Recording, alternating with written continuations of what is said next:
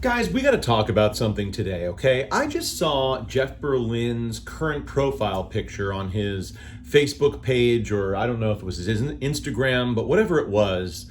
There's a picture of like a no metronome sign, a metronome, like the old-fashioned kind that goes tick-tock, tick-tock, and like the cross through it circle, like don't cross the street.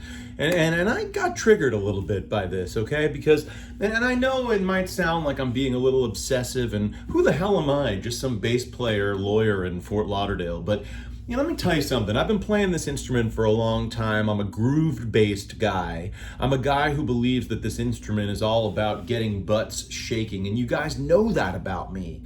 And so when you post something that says no metronomes, I have a problem with that, and I'm going to tell you what it is. I transitioned to bass from guitar and drums. I was a guitarist first with some cool ass 94 Strat that got acquired by a friend of mine and is still being played to this day. Fuck it, I don't want to play guitar. I'm happy he played the shit out of that guitar. But the point is, I was a guitarist and then I was a drummer.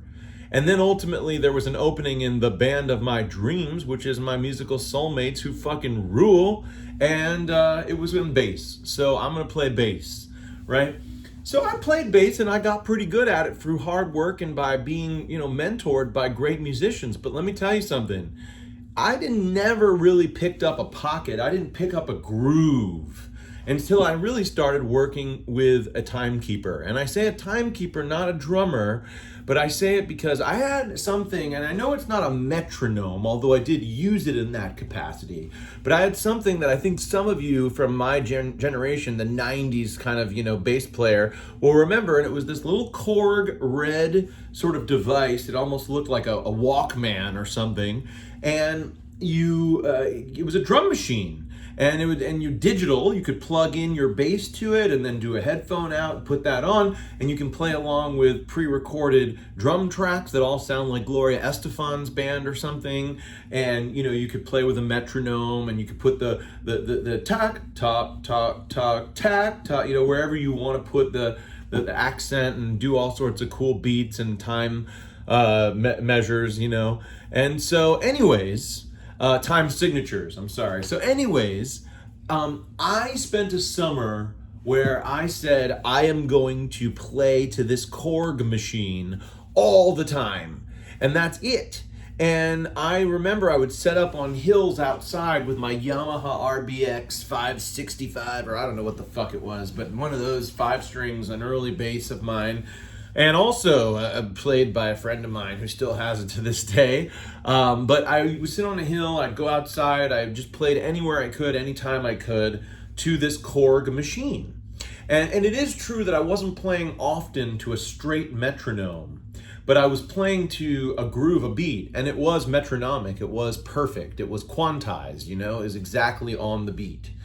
And basically 6 to 8 weeks of doing that every single day, and I came back, and when I started jamming with the drummer who I grew up playing with and the guitar player I was playing with at that time, they all said, dude, your pocket is just leaps and bounds better than it was going into this summer. It's unbelievable how much better you've gotten as a player. And it was in that year after that the first real sort of pro-sounding playing came out of my fingers. And this was from working with a time machine, essentially a metronome. But in my case, it was more of a drum machine. But I remember that there were days back then where I did play to the metronome because, I wanted to experiment with having such a dumbed down sound, just, tack, tock, tock, tock, tack, tock, tock, at playing with where my pocket was. Am I a little behind the beat? Am I a little ahead of the beat? Am I on the beat? And so my understanding of Jeff Berlin's argument about metronomes is that this is an inner sense that we need to develop. Time is something that we should be developing from within. This is not something that you can teach. This is not something that a metronome is going to help with per se, and to the extent that it does, it might make you too machine-like. It might make you play without enough feeling. It's like being on beta blockers or something and going up with your violin and not fainting, but also sounding sort of, dry. Well, that's what I think